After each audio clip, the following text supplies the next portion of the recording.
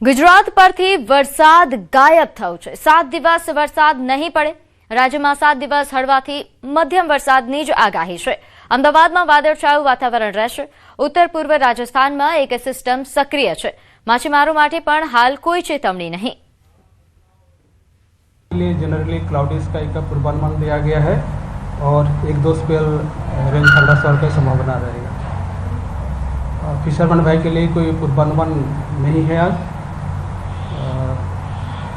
कोई वार्निंग नहीं है और जो हमारे लिए सिनॉप्टिक वेदर सिस्टम इम्पोर्टेंट है। ऊपरी पवन के एक साइक्लोनिक सर्कुलेशन उत्तर पूर्व राजस्थान के ऊपर बने हुए हैं जो 1.5 किलोमीटर और 3.1 किलोमीटर ऊंचाई में बने हुए हैं। मानसून ट्रफ अभी पास कर रहे हैं बीकानेर, दिल्ली, लखनऊ, पटना, देन पूर्व दिशा में मणिपुर तक विस्तृत है 0.9 किलोमीटर ऊंचाई तक। WD एक साइक्लोनिक सर्कुलेशन के रूप में अभी जम्मू डिवीज़न में प्रसिस्ट कर रहे हैं जो 5.8 किलोमीटर और 7.6 किलोमीटर का बीच में सटे बने हुए हैं। अभी राज्यों में जो बारिश का स्थिति है 477.7 mm बारिश रिसीव हुआ है और जो सामान्य बरसात का स्थिति होना चाहिए था 397.7 mm जो पॉजिटिव डिपर्चर है। प्लस 20% पॉजिटिव डिपर्चर है। अभी जो सिस्टम तो आगे जो मेन सिस्टम है राजस्थान के उत्तर पूर्व दिशा में साइक्लोनिक सर्कुलेशन का रूप में बने हुए हैं। ऑफशोर ट्रफ भी हमारा लेस मार्क हो गया है। मेन मेजर सिस्टम तो अभी सर पहला राउंड खत्म हो गया, दूसरा राउंड कब आएगा बारिश का? अभी देखिए 7 दिन के लिए तो हल्का सा मध्यम बरसात का संभावना है। तो वरसाद ने लईने अंबालाल पटेलनी नवी आगाही। 5મી ઓગસ્ટથી ફરી હવામાનમાં પલટો આવશે। 8 થી 15મી ઓગસ્ટ સુધી ભારે વરસાદ પડશે। અંબાલાલ પટેલની આગાહી છે। દક્ષિણ ગુજરાતમાં ભારે વરસાદ પડી શકે। ઉત્તર ગુજરાતમાં પણ 3 થી 4 ઇંચ વરસાદ ખાબકી શકે। મધ્ય ગુજરાતમાં પણ 4 ઇંચ સુધીનો વરસાદ પડશે। કચ્છ અને સૌરાષ્ટ્રમાં પણ સારો વરસાદ થશે। હવે જોવા જઈએ તો 5મી ઓગસ્ટથી હવામાનમાં પલટો આવશે। તારીખ 8 ઓગસ્ટથી 15 ઓગસ્ટ વચ્ચે વરસાદ થવાની શક્યતા રહેશે। બંગાળના ઉપસાગરના કારણે વરસાદ થવાની શક્યતા રહેશે। દક્ષિણ ગુજરાતમાં ભારે વરસાદ ઝાપટા પડવાની શક્યતા રહેશે।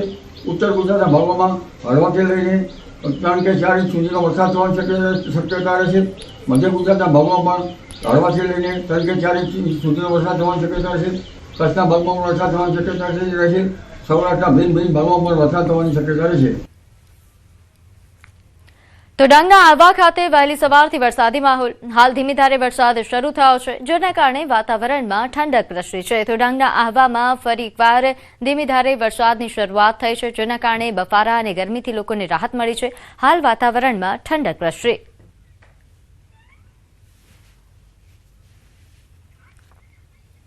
તો સુરેન્દ્રનગર જિલ્લામાં પડેલા ધોધમાર વરસાદ બાદ વઢવાણ તાલુકામાં ખેતીને ભારે નુકસાન થયું। 2 દિવસમાં 8 ઇંચથી વધુ વરસાદ વરસતા કોઠારિયા સહિતના વિસ્તારોમાં હજારો વીઘા ખેતરોમાં 5 થી 6 ફૂટ સુધી પાણી ભરાઈ ગયા છે જેના કારણે કપાસ, મગફળી અને અડદ જેવા પાક સંપૂર્ણપણે બરબાદ થયા છે। ખેડૂતનો આક્ષેપ છે કે નર્મદા કેનાલના કારણે વરસાદી પાણીનો નિકાલ અટકી જતા છેલ્લા ઘણા વર્ષોથી આવી સ્થિતિ સર્જાય છે છતાં તંત્ર દ્વારા કોઈ કાયમી ઉકેલ નથી લાવવામાં આવ્યો। પાક નિષ્ફળ જતા ખેડૂતોને લાખો રૂપિયાનું નુકસાન થાય છે અને સરકાર દ્વારા તાત્કાલિક સર્વે કરી વળતર ચૂકવવાની સાથે પાણીના નિકાલની સમસ્યાનો કાયમી ઉકેલ લાવવાની માંગ ઉઠી। નર્મદા કેનાલ 2-3 કિલોમીટર લગીનમાં પાણીનો નિકાલ નહીં કરવાથી આ ખેડૂતોને દર વર્ષે આ પોઝિશન થાય છે। દર વર્ષે ખરીફ સિઝન તો ફેલ જ જાય છે। નર્મદા વિભાગમાં અમે રજૂઆત નારું બનાવવાની કરેલી કે પાણીનો તમે નિકાલ કરો તો ખેડૂતના પાક બચી શકે અને પાક લઈ શકે ખરીફ સિઝનમાં। પણ નર્મદાવાળા સાહેબોએ હજુ કોઈ કામગીરી નથી કરી। તો અમારી અત્યારે ખેડૂતોની માંગ એવી છે કે પાણીનો યોગ્ય નિકાલ કરે અને ખેડૂતોને યોગ્ય સહાય કરી। ખેતરોમાં 6-7 ફૂટ પાણી ભરાઈ ગયા છે એના કારણે તમે જોઈ શકો કે આ પાક નિષ્ફળ ગયો છે। કપાસનો, મગ, અડદ, મગફળી બધા પાક બળીને નાશ પામી ગયા છે। હાલમાં અમે કોઈ પાક આવે એવી શક્યતા નથી અને પાક કયા વાવશું અને કઈ રીતે વાવશું જમીન પણ ધોવાઈ ગઈ છે। અમારી માંગ એક જ છે કે નર્મદાના કેનાલ હટતા ખેતરો છે અને જે વરસાદી પાણીનો યોગ્ય નિકાલ થાય તો ખેડૂત સારી રીતે પાક લઈ શકે અને સુરેન્દ્રનગર જિલ્લામાં તાજેતરમાં વરસેલા અનરાધાર વરસાદે ક્યાંક ને ક્યાંક ખેડૂતો માટે આ મેઘમહેર છે એ મેઘ કહેર સાબિત થઈ હોય તેવી હાલ સ્થિતિ સર્જાઈ છે। આ વઢવાણ તાલુકાની વાત કરવામાં આવે તો વઢવાણ તાલુકામાં 2 દિવસમાં અંદાજે 8 ઇંચથી વધુ વરસાદ છે ખાબક્યો હતો, જેને લઈને આપ ટીવી પરના દ્રશ્યોમાં જે જોઈ રહ્યા છો તે વઢવાણથી જે વાડલા તરફની જે સીમ છે, નર્મદા કેનાલ આવી છે, કેનાલની બાજુના ખેતરો છે તેમાં હાલ જળબંબાકાર જેવી સ્થિતિ સર્જાઈ છે।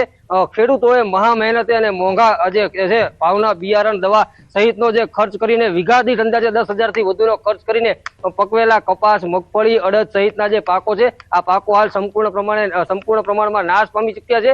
ક્યાંક ને ક્યાંક ખેડૂતોની મહેનત છે ફરી એકવાર છે એ એળે ગઈ હોય તેવી સ્થિતિ સર્જાઈ છે અને ખેડૂતોનો પણ આક્ષેપ છે કે નર્મદા કેનાલ જે બનાવવામાં આવી છે એના કારણે વરસાદી પાણીનો જે ખેતરોમાંથી નિકાલ છે સદંતર અટકી ગયો છે। તેના કારણે છેલ્લા 10 વર્ષોથી આ સ્થિતિ સર્જાઈ છે અને છેલ્લા 10 વર્ષોથી ખેડૂતો આ મામલે નર્મદા વિભાગને રજૂઆત કરી રહ્યા છે, પરંતુ જે નર્મદા વિભાગના બહેરા કાને આ ક્યાંક ને ક્યાંક રજૂઆત છે એ અથડાઈને પાછી ભરતી હોય તેવી સ્થિતિ સર્જાઈ છે અને આ જે વરસાદ છે એના કારણે ફરી એકવાર વઢવાણ તાલુકાના જે ખેડૂતો છે કુદરત સામે લાચાર બન્યા હોય તેવી સ્થિતિ સર્જાઈ છે। અક્ષય જોશી, ન્યૂઝ 18 ગુજરાતી, વઢવાણ। તો મહીસાગરના લુણાવાડાના ચાવડિયા કોઠા ગામના ખેડૂતો માટે વરસાદ વરદાન નહીં પરંતુ અભિશાપ બની રહ્યો છે। ચાવડિયા કોઠા ગામની સીમમાં આશરે 30 હેક્ટર જેટલી ખેતી વરસાદી પાણીમાં ગરકાવ થઈ ગઈ છે।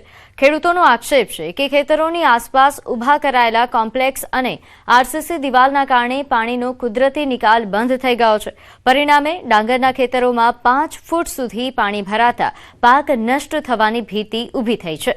છેલ્લા 3 દિવસથી પાણી નથી ઓસરી રહ્યા। અનેક રજૂઆતો છતાં ઉકેલ ન આવતા ખેડૂતોમાં ભારે રોષ જોવા મળી રહ્યો છે। હવે જો તાત્કાલિક પાણીનો નિકાલ નહીં થાય તો મહિનાઓની મહેનત અને લાખો રૂપિયાનું રોકાણ પાણીમાં જતા ખેડૂતો મુખ્યમંત્રી સુધી રજૂઆત કરવાની ચીમકી ઉચ્ચારી રહ્યા છે।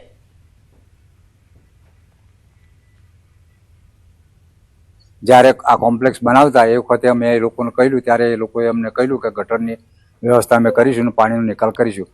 પણ છેલ્લા 1 વર્ષની અંદર એમણે આગળની જગ્યાનું બધું પૂરણ કરી અને જમીન અમારી બુડાણમાં કાઢેલી છે। એવી આવી 30 હેક્ટર જમીન ખેડૂતોની બુડાણમાં ગયેલી છે અને એ લોકો સદંતર પૂરણ કરી દે અને અમારા વરસાદી પાણીનો નિકાલ 100% બંધ કરી દીધેલો છે। ચારે બાજુ કોટ કરી દીધેલો છે અને સંતરામપુરના 3 નાળાનું પાણી, સંતરામપુર રસ્તાના રોડ પર 3 નાળા છે, નાળાનું પાણી અહીં થઈને વહેતું હતું એટલે આ લોકો સદંતર બંધ કરી દીધું। આ પાણી બેક મારવાના કારણે અમારા ખેતરોમાં પાણી ભરાઈ ગયેલા છે। અત્યારે 4 થી 5 ફૂટ પાણી છે। આ પરિસ્થિતિ આ બાજુમાં જે મકાન ઊભું કરેલું દેખાય છે આપને, એ સામે મકાનવાળાએ કહ્યું જે તે વખતે અમને લઈ અને ચારે બાજુ કમ્પાઉન્ડ વોલ કરીને વરસાદનું જે પાણી નીકળતું એ બ્લોક કરી દીધું છે।